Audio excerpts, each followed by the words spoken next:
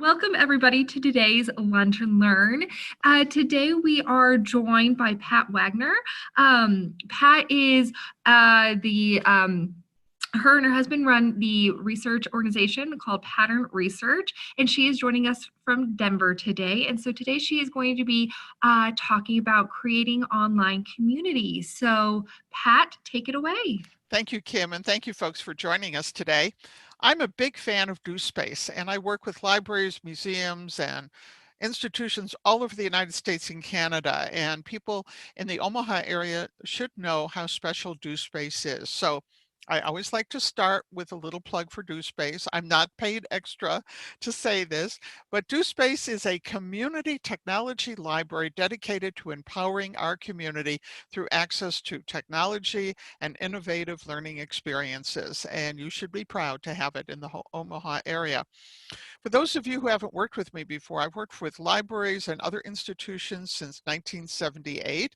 And over the years, I've been in the Omaha area a number of times working with local government, libraries, universities, and nonprofit organizations. Now, in terms of involvement with the online community, my husband and I had started our research company, the first version of it called the Office for Open Network in 1975. We fell in with some very interesting people. So in 1978, we were invited to join something called the Electronic Information Exchange System out of the New Jersey Institute of Technology, which ended up a group of about 2,000 people who were involved in different aspects of computers. There were professors, scientists, and whatever, and we got to be part of that first sort of online community that was international, actually.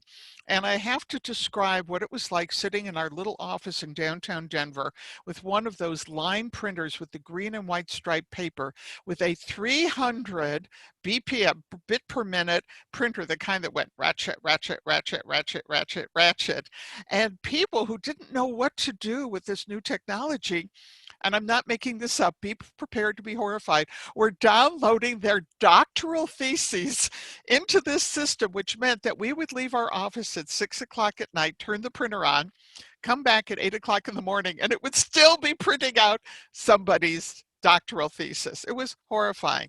But anyway, since that time, we've been involved with a lot of different kinds of online systems, good ones, bad ones, ones that horrified us. And my husband and I do spend a lot of time online, partly because our clients for our consulting and training are all over the country, actually all over the world. So there are a whole bunch of people who I've never met. In fact, I kept this date because I thought it was interesting. It was April of 1995 when I booked and created my first online program without ever having met the people in person. And I have to say that I enjoy social media. I enjoy being involved in different groups and everything. And one of the reasons that I think I have a good experience is that I'm very comfortable muting, blocking, unfriending, unlinking people with absolutely no regrets. The fancy term for that is I curate my timeline. And I'm always puzzled by friends of mine who complain about how, quote, terrible social media is, because I say I have a very good experience on Facebook because I'm very good at basically filtering out the jerks. And I'm one of those people who welcomes the fact that I have friends, family, neighbors, and allies on all parts of the political spectrum. So if someone disagrees with me, that's not a problem. If they're rude, we're done. I also believe in something that's called the Godwin Law, and we're going to talk a little bit more about that in a minute. But Michael Godwin, who was a lawyer, came up with this idea in 1990 about the fact that there's a certain point in the length of any kind of online community setting, any kind of, bulletin board or group or posting area, that it will after time deteriorate. And we're going to talk a little bit more about that. And there's a couple of personal images on this program, but the ones that aren't personal come from pixabay.com, which is a free public domain site. And we tell people that it is a site of wonderful images from photographers and artists all over the world. It's in the public domain. We support them, and we hope that you do too. So there's several key ideas if we're talking about community, and we're going to talk about two aspects of community. Community building online when you're the person in charge of a group or you want to put together some sort of setup so people can communicate with each other. And then the second part of it is how to behave online to create what we call community. And I tell people that when you're online, you need to be a better version of who you really are. Very conscious of what you've written before you hit the return key. And my husband, who was a programmer and system analyst for 25 years, taught me a trick early on that has saved my life more than once, which is, he said, when you're doing something important, take your hands off the keyboard, and you can see me now sitting in my office with my hands sort of up in the air, and he said, and read again what you've written so that your hands aren't anywhere near the return key or the enter key, so you have a chance to second guess what you're doing. And I've made some mistakes, of course, like everyone else, but boy, that has been enough to pour cold water on my desire to tell somebody off online. The second idea is that thing of weeding the garden. And that goes back to, I'm not a good gardener, but we're blessed with some very nice property in the middle of Denver. And I love wildflower gardens. I love those things where you've got 15 or 20 different annuals and perennials blooming. And we've had some successes. But one thing that I didn't realize when we first started planting wildflower gardens is that they need tendings, because weeds, and of course, the standard definition of a weed is any plant where you don't want it. But invasive weeds are like big monster trucks running over everything else. And they survive well in bad weather, and they put down deep roots, and they steal away all the water. And often they're toxic to animals. You know, they're horrible. And it never occurred to me that even though it was a lovely wildflower garden, that to keep it nice, I had to keep weeding it every year. Otherwise, they would last 2 or 3 years and then taken over by thistles or something. So by the same token, when we talk about weeding your timelines or whatever, it means that most of the good sites out there give you the opportunity to choose who you have to engage with. And I think that's an important part of dealing with online community. That whole thing too is disengaging is very interesting. Now, I want to see if I can get this right. This was from a study I read online maybe a couple of weeks ago. And they said what they found was fascinating was that bad behavior, rough, crude, insulting behavior in real life when you encounter people is something that people pull away from for the most part. But when it's online, particularly those horrible reality TV shows about dysfunctional families, and where do they find all those people? People become fascinated. So it takes effort to disengage, to be able to hang up and walk away. And in my classes on human behavior, one of the things we talk about is what I think is one of the funniest lines in the English language. And this hysterically funny line is this: she kept me on the phone. Think about this. She kept me on the phone. And the first time someone said this at a workshop, I don't know what to do because she kept me on the phone. I was being a little, smart alecky that day, and I said, oh my goodness, do you mean they have your Polish grandmother under house arrest by the Communist Party in Warsaw, and if you hang up, they're going to off your granny? I mean, what do you mean kept me on the phone? You know? And the same thing I think happens online. So we have to learn how to disengage from the addictive behavior of having to comment. Now, I'll give you an example because we're going to be talking a little bit about the Nextdoor app, which I have no connection with. I don't get any money for promoting them or anything like that, but I've used them for 7 years and I like it very much. There was a political discussion going on. And one of the rules of working on the Nextdoor site of communicating, it's supposed to stay just about local politics, meaning that we discuss things like who's running for mayor, or recently it was like something happening where they were killing the geese in one of our parks, and everyone was very upset about that. And there's right now in Colorado, there's a rule coming up. They're going to think about introducing wolves to certain parts of the forest and so on. So it was some local kind of conversation. And this gentleman who obviously was home alone a little too much started being kind of mean to people. And I was like, oh, whatever. So I was just doing something else. I backed out of the conversation and did not address the things he was saying. And suddenly, in my private messaging part, he sent this tirade of very rude comments. Nothing that scared me, but was really rude. And you know what I did? I ignored him. And by not answering, you know what? He didn't comment, and that was the end. I didn't have to win the conversation. I just have made it a rule that when people are, let's just say, rude to me for some reason, and of course it's relative to people, but they call me a name or they sort of start sending um, their messages in all caps, like they're shouting or something, I just ignore them. And guess what? They go away. That's the end of it. But I watch people engage with folks who maybe aren't really healthy with their things, and it hurts the community that we're trying to build. It hurts the community. So if there's any other advice, it's like, hey, we really have to learn how to disengage. But disengage doesn't mean that you necessarily abandon the group. It's just that you disengage with conversations with certain people. You don't have to be a smart aleck with them. You don't have to be rude or crude. You don't have to win the conversation as if it's a battle or a war. Now, what about the positive part? When I teach classes about using social media for the workplace, like job hunting or promoting a business or a nonprofit or a public agency, maybe an event, whatever it is, I would say that the number one thing that works the best for me and other people is that issue about being generous. That if you're always talking about yourself and how wonderful you are, it doesn't work.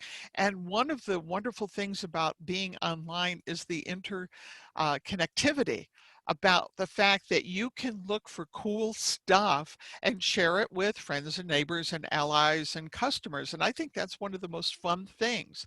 I just shared something about a couple here in Colorado who succeeded after a 20-year hunt for an apple, that they had found an apple that they thought was extinct called the Colorado orange, and put in 20 years of work and found it. And they were talking about how they were sharing it with farmers and people who have orchards here in Colorado, to help them profit from it, because they could grow it and extend it, and it's a really neat apple and it tastes really good, and it can put up with the bad weather here in Colorado. I mean, it was pretty cool.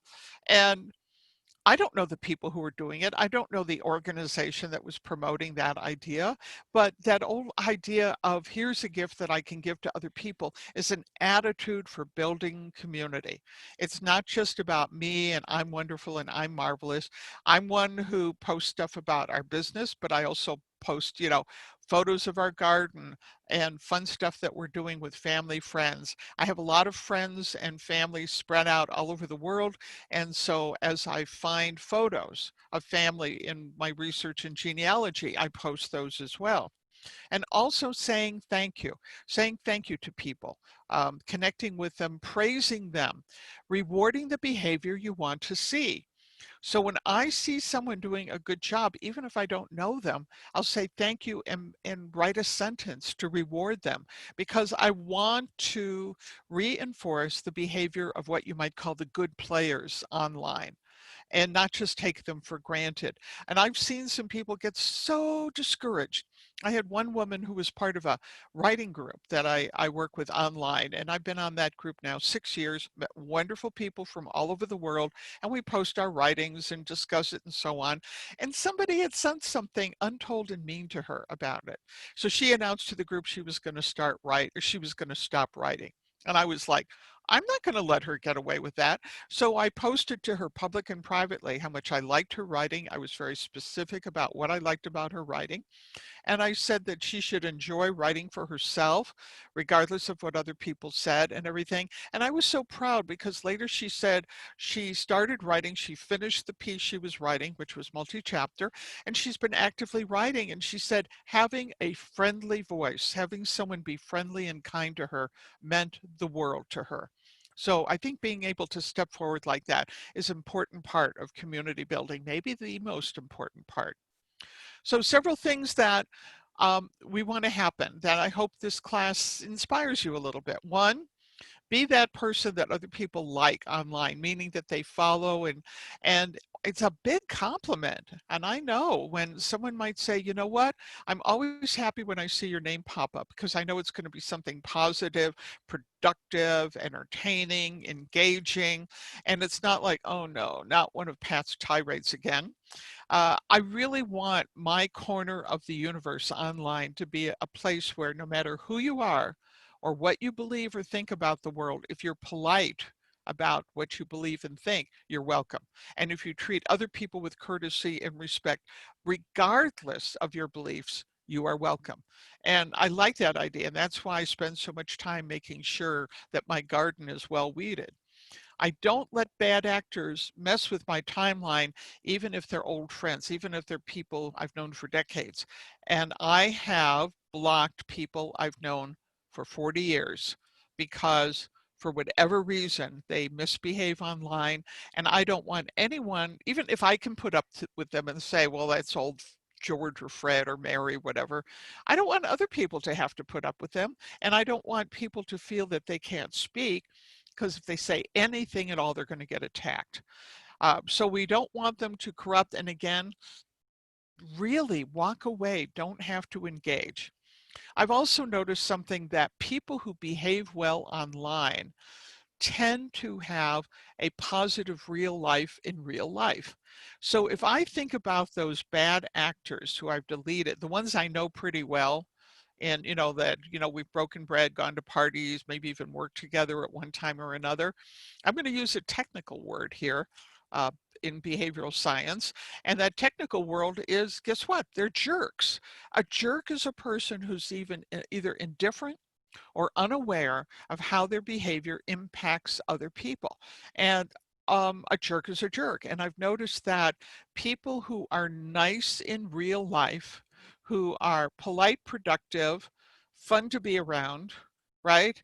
Guess what? They tend to be the same way online. And the people who are hurt, damaged, whatever, that doesn't work for them very well online. I also find out there's a kind of person who's very hurt, sad, damaged, whatever by life, and they use their ability to be semi-anonymous online to vent and to say bad things about people. I can't judge what happened in their life to make them that person or why, that isn't, but I can judge them in effect on their behavior. So what they think and feel is private, but when they're expressing that in a public forum, that becomes public. That becomes public. And again, supporting productive community, right? Productive meaning that I feel like I had a good time, even if it's just looking for fun stuff that makes me feel good. And today, in the era of the pandemic, that becomes an issue that's important to me, is that people should feel good about their lives, and maybe we can help them a little bit with what we do. So, got a 5-part agenda. First of all, I'd like to introduce you a little bit to this idea of what community is. And part of it was because of my studies in college and some personal experiences. Why online community can fail and some reasons for that. And when does it succeed and why? So we're going to give you kind of some checklists that you can go over and think about your personal involvement, and also if you are part of a group, workplace, whatever, that's trying to create groups. If you're somebody who's organizing groups online for, private groups, public groups, for whatever reason. I'm going to go a little bit about the Nextdoor uh, model. And Nextdoor has been around for a number of years now. If you're not familiar with it, it's what they call a hyper-localized. I like that. It's a application where you go to nextdoor.com and you sign up based on your zip code, and you have to prove to them that you live where you say you do. So you either do that by letting them ping $1 off your credit card, or they send you a postcard and you send it back, prove to them that you actually do live at that house or address. And so the people you communicate with directly are all in your neighborhood. And I think it works great. And again, I find it fascinating the people who are upset with it, who don't pay attention to the tools that allow them to decide who they talk with and how they talk to them. And then a little bit about this idea of building community one hello at a time. So then it really is about, how do we communicate with people online if we want the best to happen, and what that means. So that's a little bit about the agenda. First thing I want to do is introduce you to the idea of community. So a long time ago, I went to college in one of those notorious hippie colleges in Vermont, and I actually lived in a farming commune, and I studied under a wonderful man who's no longer with us, unfortunately, named George Bonello. And George Bonello was a sociologist, and one of his specialties was studying what we called at the time intentional community. So we spent a long time discussing the history of religious communities, of spiritual communities, of any kind of community that people built from scratch, and what worked and what didn't. So the definition I use when we talk about community is, a community is a place, and it can be a virtual location or a geographic location, where the people are seriously concerned. Most of the people are seriously concerned about each other's well-being and act on those feelings. And my belief is that when you start approaching 75% of the people around you have an attitude that they're in a community and what that means, it's like heaven on earth. And I feel so blessed that I live in a neighborhood called West Washington Park in central Denver. And I'll tell you, I believe it's a community, in how we treat each other every day, and how, in a very real sense, people look after each other. And we have people from all backgrounds. We live on the corner, and I think it's constitutionally required in Colorado that you own a dog. We don't, but I think we were grandfathered in.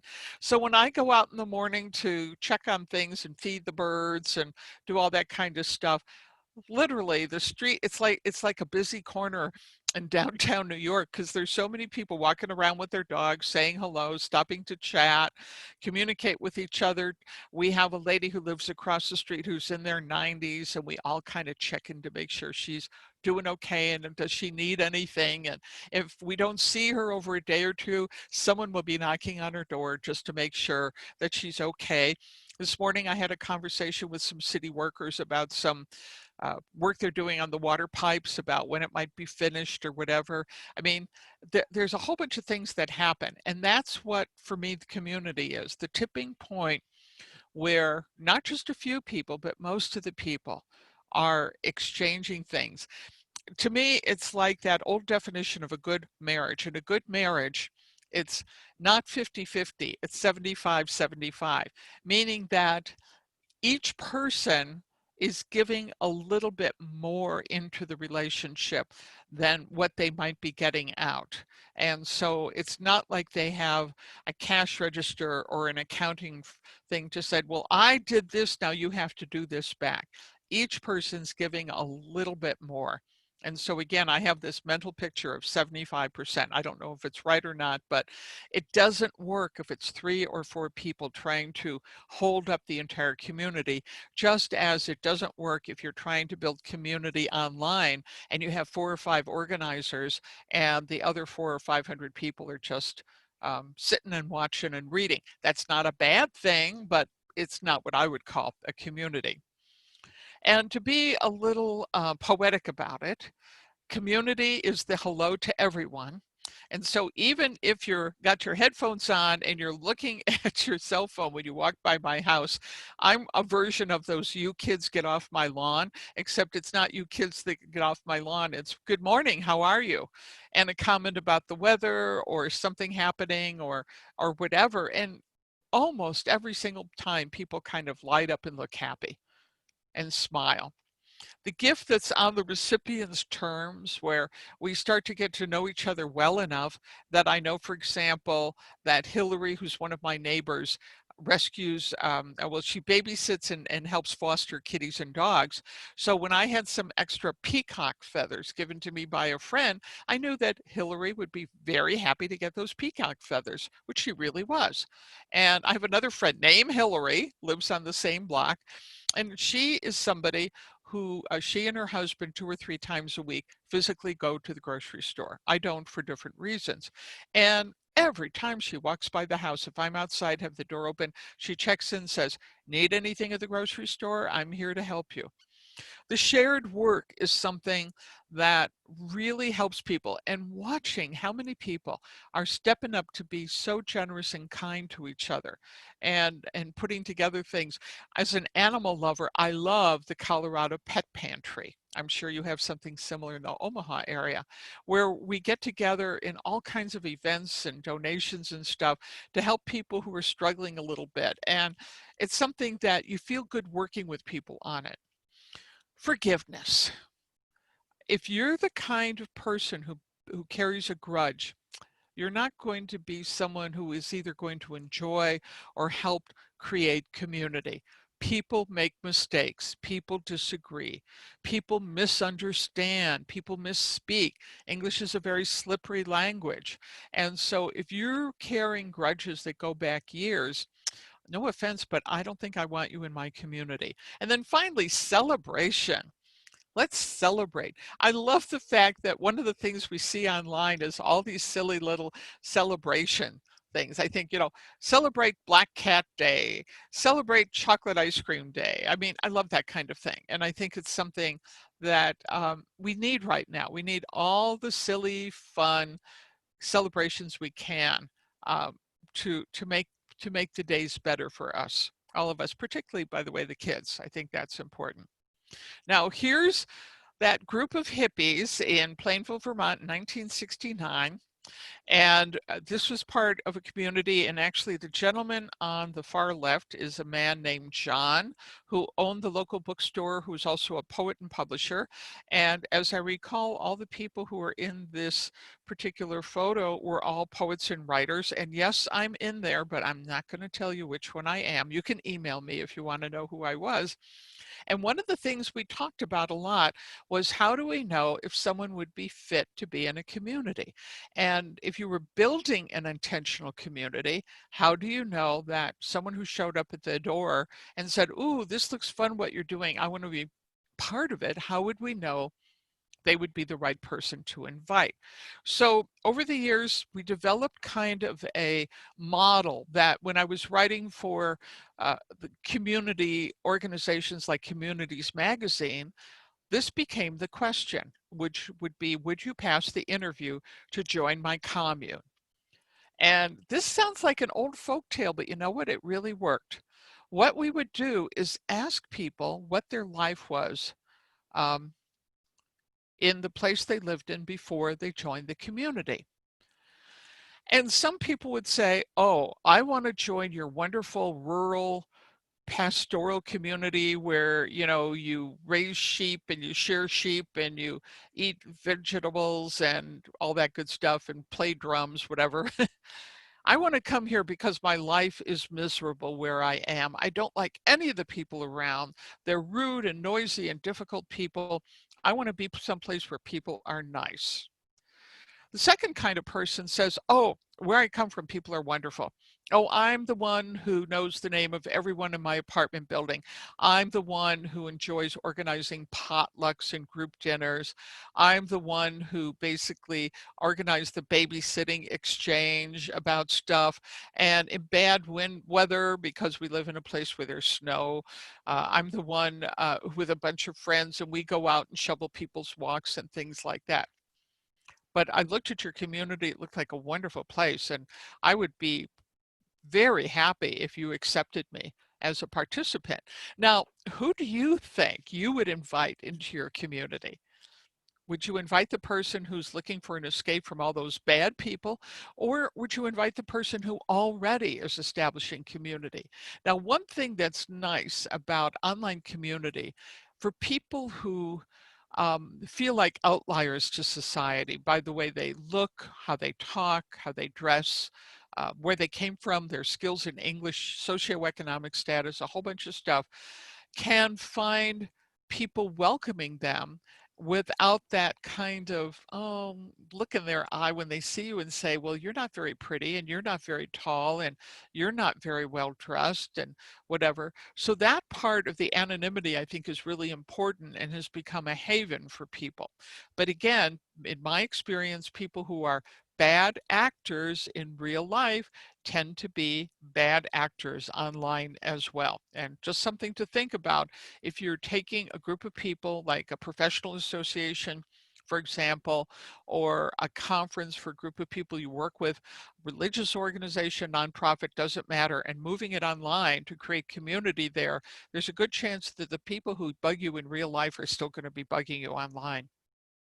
So why do things fail? And one of the reasons I use this image, because we talk about people, firebombing each other and things blowing up online. So I thought this lovely picture of this fire would be a good image to talk about why online community can fail. And this is the Godwin principle. Michael Godwin in 1990 basically said, and this is paraphrasing, there's different versions of his original declaration. If an online discussion, and it doesn't matter what you're talking about, you could be talking about baseball, you could talk about ice cream recipes, you could talk about raising kids, you can talk about architecture, does anyone have a good plumber? Does not matter.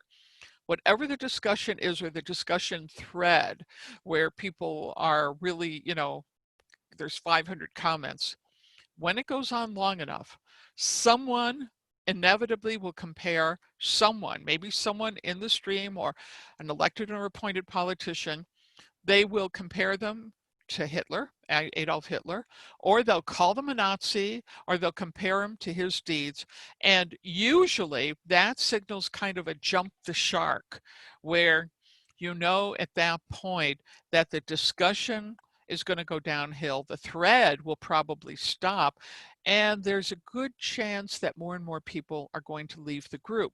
Now, since Mr. Godwin wrote that statement in 1990, he's modified it over the years to the point that he's even said publicly that he thinks that some people deserve to be called Hitler. And if you use some dictionary version of political history, that you're justified in calling someone a Nazi. Well, for the record, I disagree, and I disagree very strongly. It comes from a personal position because I am the daughter and granddaughter of Jewish immigrants, and I think that I will leave the word Hitler to describe Adolf Hitler, and I will use the phrase Nazis to describe something specific that happened in the 1930s and 1940s in Germany and some of the surrounding countries, because I think it trivializes things, but it's kind of too like a kid who learns a new swear word and they think that every time they want attention or they want to make an emphasis about something, they'll use that profanity and it loses power. And if I'm in a good mood and someone, you know, basically fulfills the Godwin principle, I'll ask them what they specifically mean, taking out all the analogies. And it's interesting how often they can't even tell you what they mean.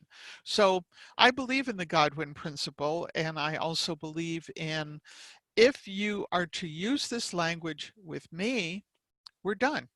We're done, because to me, it's now, we're not speaking rationally about what's going on. It doesn't have information content. And this applies, by the way, to people from all ends of the political spectrum, including people who I consider fellow travelers philosophically and politically. And I will say, nope, It's not accepted. And I find it interesting that people still do it. So the Godwin principle is something to be alert for in your organization, even if you feel very strongly in terms of First Amendment rights about what happens with certain kind of language that people use. We have rules in public institutions about what you can say or don't say at a surface desk before you're shown the door. You know, there's certain things you can say and certain behaviors where no, this is not acceptable.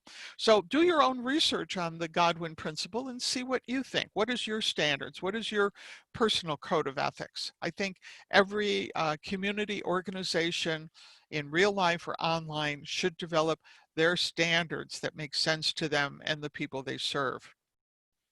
So one thing is that need to weed. And as I said before, these little thistles might look really pretty when they're young and soft and still growing. In fact, there's some kinds of thistles that actually taste kind of good when they're just budding, you know, says this hippie, that you can steam them and they taste good.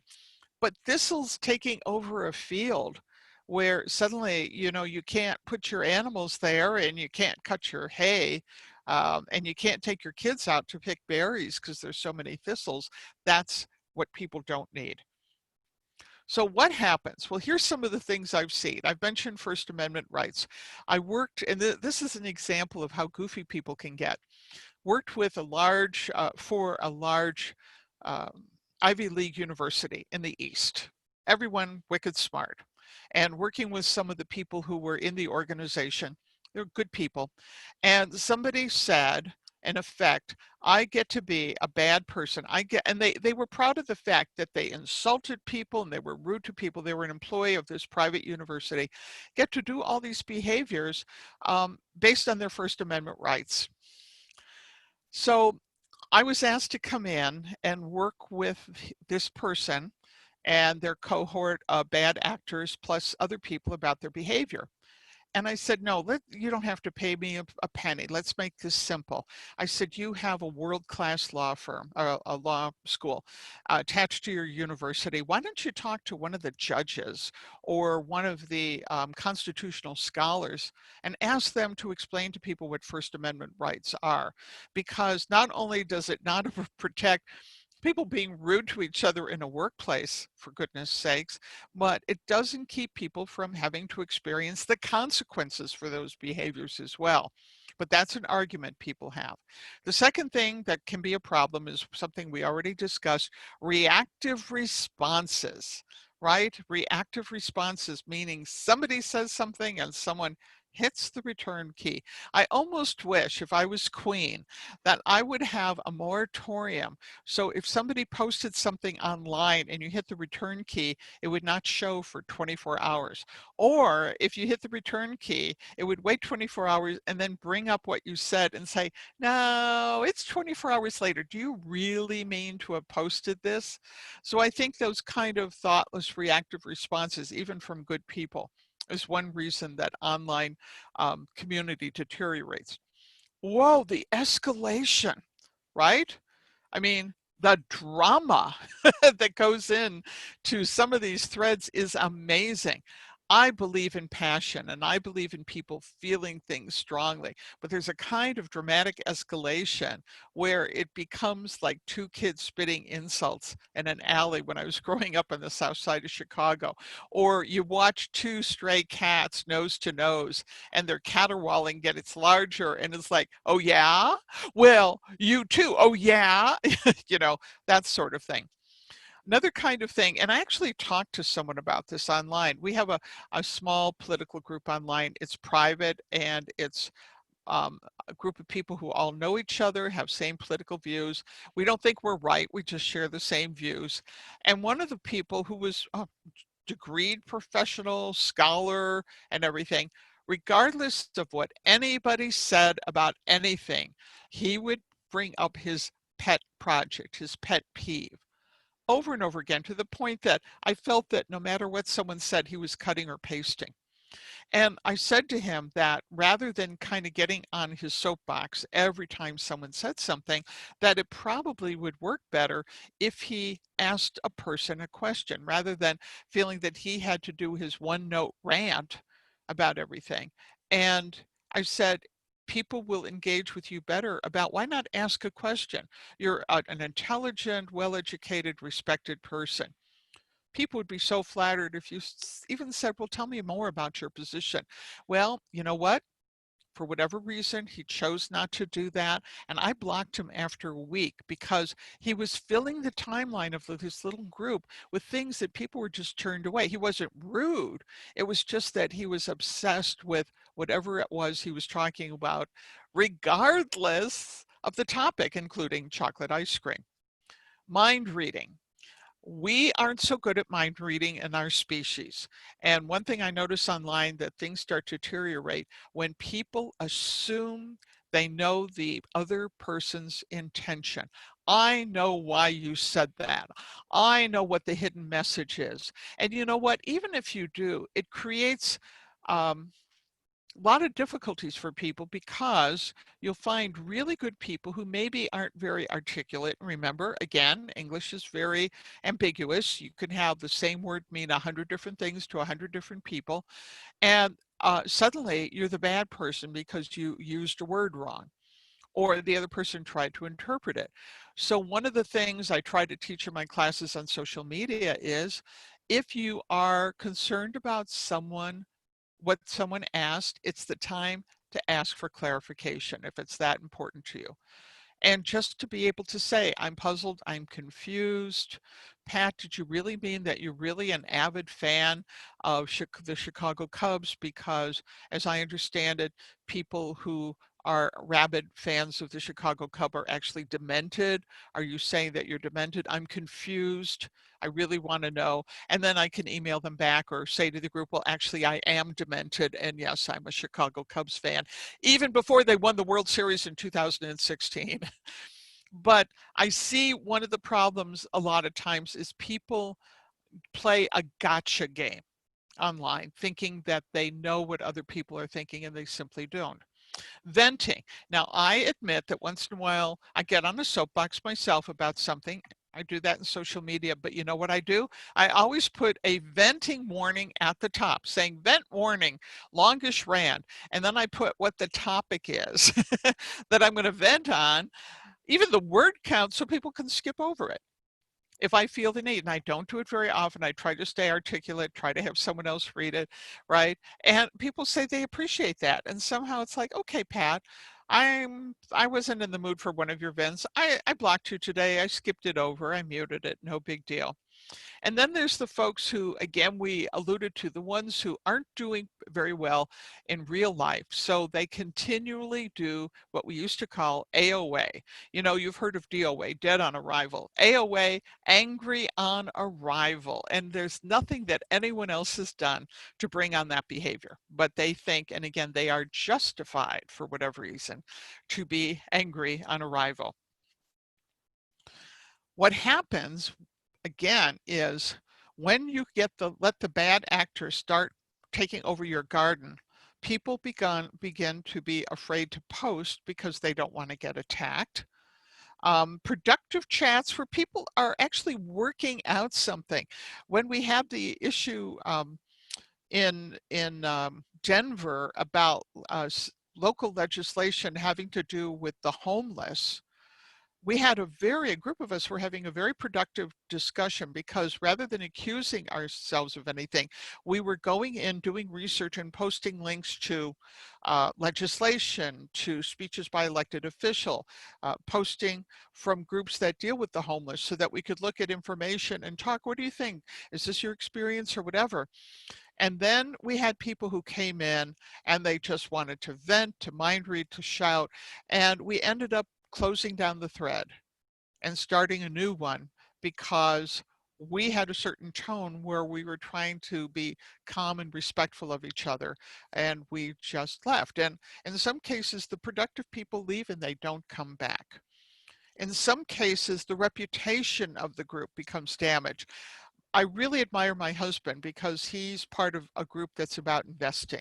in different things. And there's some really rude characters. And my husband has such a tolerance for difficult people. I mean, it's superhuman. I think he's from the planet Vulcan.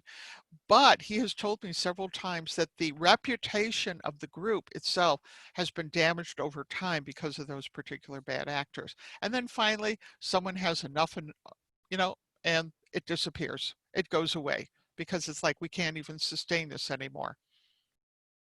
But when does it succeed? When does this idea of creating an intentional community online succeed? And why do I think? What are some of the reasons I think that it succeeds? Well, let's just start from the basics. If you're someone who says that I want to establish some sort of online community, and how do I do it? The first thing is this issue of having a secure platform. Secure meaning that people know their privacy is being protected, that this is the 21st century. Anybody who really, really wants to hack something will figure out a way to hack it. But I was just having a conversation with a client today from South Carolina who works in the training field, and we were talking about some classes that we were going to set up, and we wanted to set up some discussion groups. And I mentioned the fact that we had successfully used the LinkedIn platform. uh, they have a feature that you can set up private groups that are password protected, and you can invite somebody in and nobody outside the group gets to see what you say, and there's all these different protections in. And I said, you know, I've been using those groups for a number of years, and not everybody's technology can accommodate the group, but we have never had a situation, even with probably several hundred people who participated over the years, with it being hacked or they're getting anything annoying and so on. And for some people, kind of have to learn how to use it, but once it's there, it's terrific. So sometimes you'll look around and say, maybe I'll use a group system that was set up by somebody else, an existing software that works pretty well. Another place that I think has done a terrific job is a site for book lovers and people who love books and ideas called Library Thing. And Tim Spalding is the person who wrote the code for it. And I think in the many years that I've been using Library Thing, and it has hundreds and thousands of users with millions of records, you know, of their books from all over the world, maybe 3 or 4 crashes, never been hacked. Well, I think once they were hacked, or they thought they might be hacked, and we all changed our passwords. That's like once in what, 15, 20 years? I mean, it's amazing how well done it is. So you can do research and say, I'm going to be in a place where if that kind of privacy is important to me, I'm going to do my research first. And what's very important is that the individuals who are part of that particular group or platform, they get to decide how public or private they are. Now, I don't give out our home address. I don't give out our phone number, but I do give out my email, and I'm a pretty public person in the work I do. So for our business and everything, I kind of have to be out there if I'm trying to make a living so people can contact me. I have other friends who in groups like this um, tell you nothing. They use avatars to describe themselves. They use, if not phony names, they'll use a legal and legitimate form of their name that you might not otherwise find. They don't tell you anything about themselves, and that works for them. So the more kind of customizing someone can do about their participation, the better I like it. The second thing is that the purpose of the group is stated up front, and what we call in our life focused networks or focused communities work best. So there is a specific writing group that I'm in on Facebook that does a specific kind of writing for a specific kind of topic. I'm part of a really awesome Colorado Writers and Publishers Group.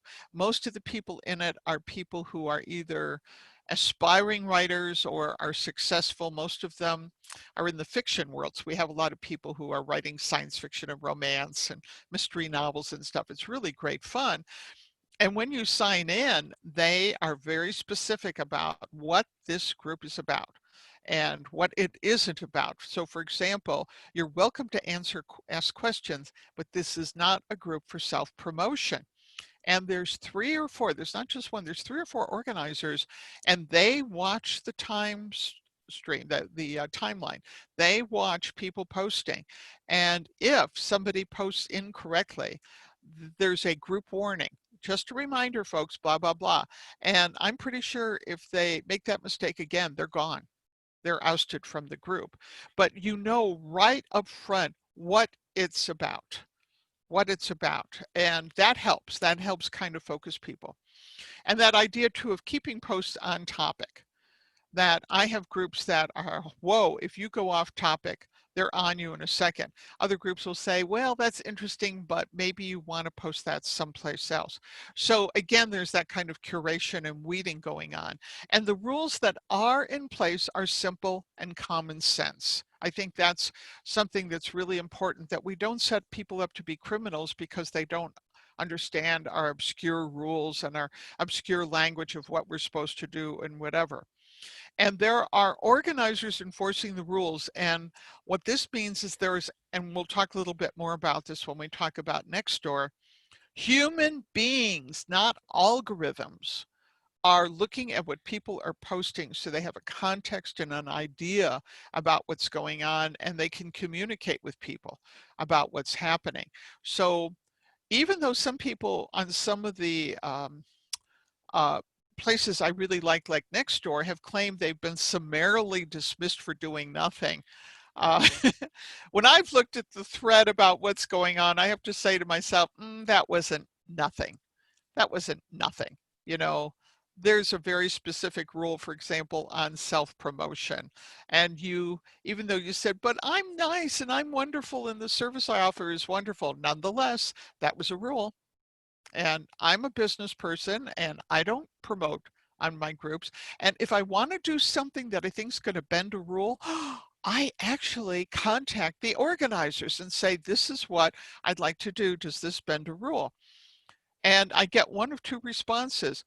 Pat, first of all, thank you so much for contacting us. And yes, don't do that because that breaks a rule. But they still like me because I said that.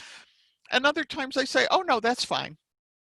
And because I contacted them, they feel safer about me and my involvement with the group. It doesn't take that big, that's not that big a deal.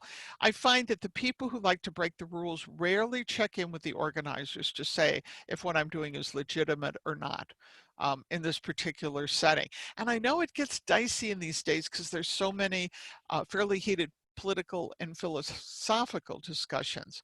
And I understand the whole concept of the tone police chastising us for not being polite when polite means dull, boring, or self-censoring ourselves on important issues. On the other hand, I really do think that diplomacy works better than ranting at someone and screaming and calling them names. Maybe it's just me.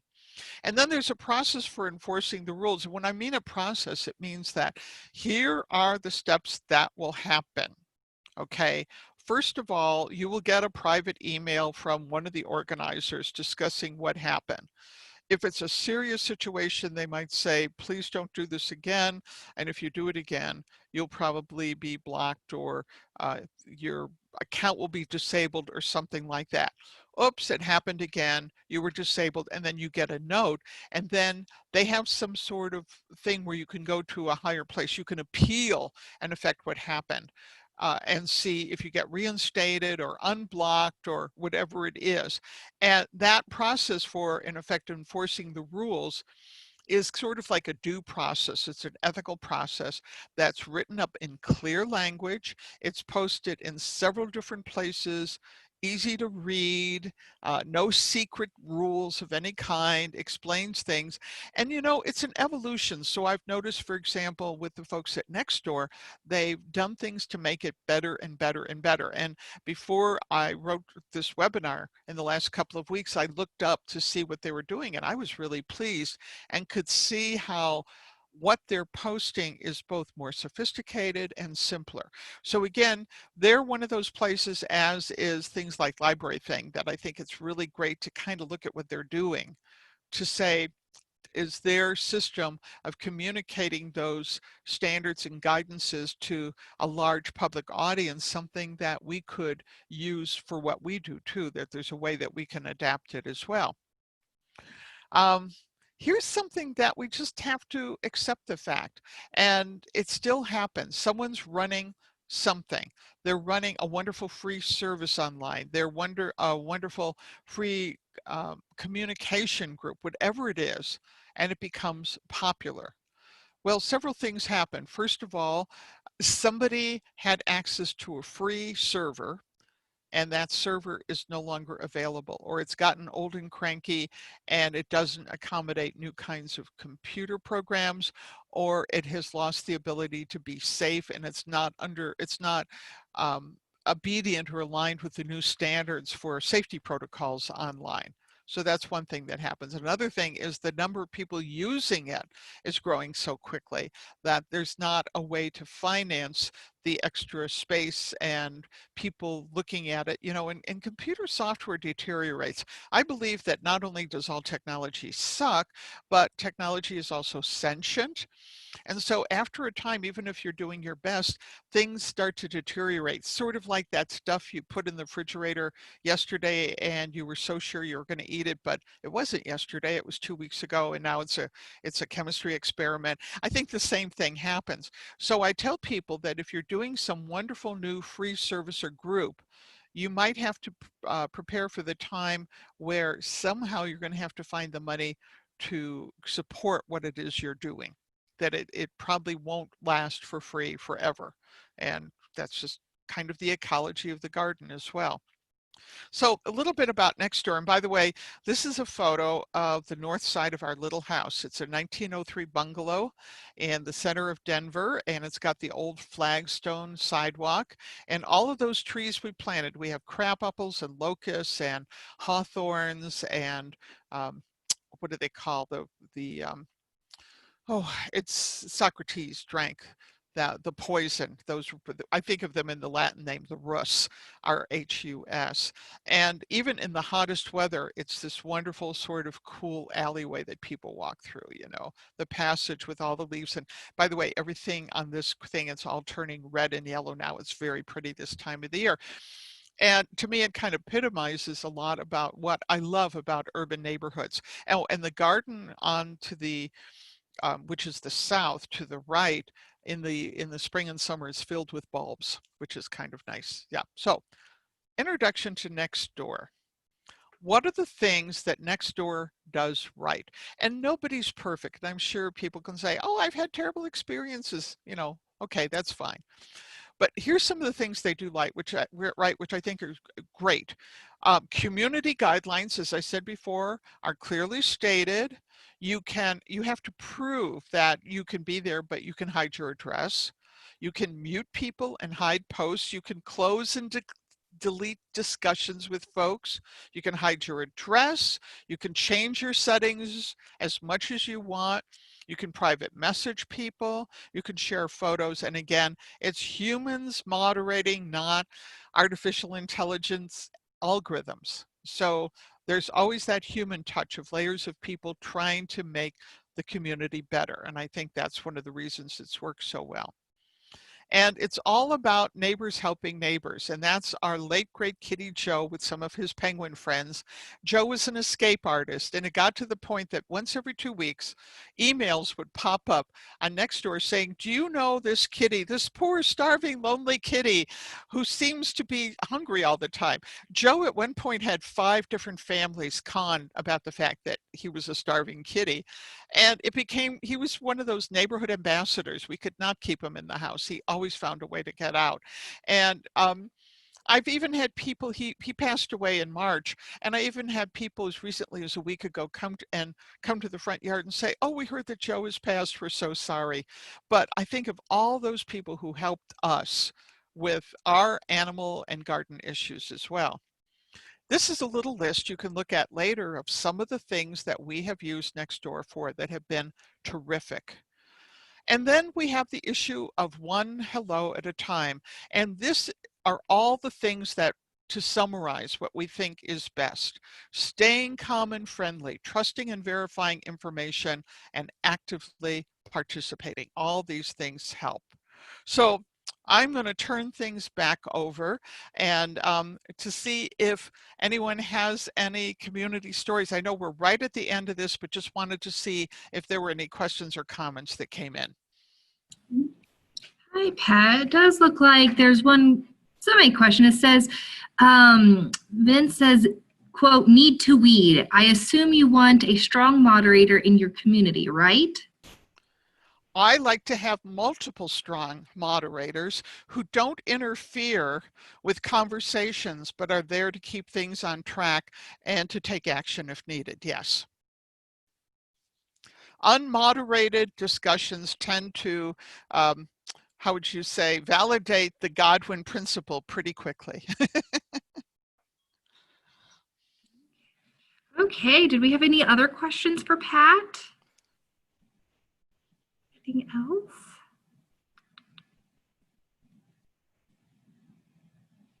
Okay, well, I'm not seeing anything in the chat. We didn't have any questions in the Q&A, so perfect. Well, Pat, thank you so much for joining us today for our Lunch and Learn and telling us so much about creating an online community. That was really great. Thank you. And you guys, thank you everybody for joining our webinar today. Please take a look at our calendar at dospace.org for all of our future webinars. And we have Pat again, I think later on in October. So join again for us next time. Thank you. Okay, have a good day, everybody.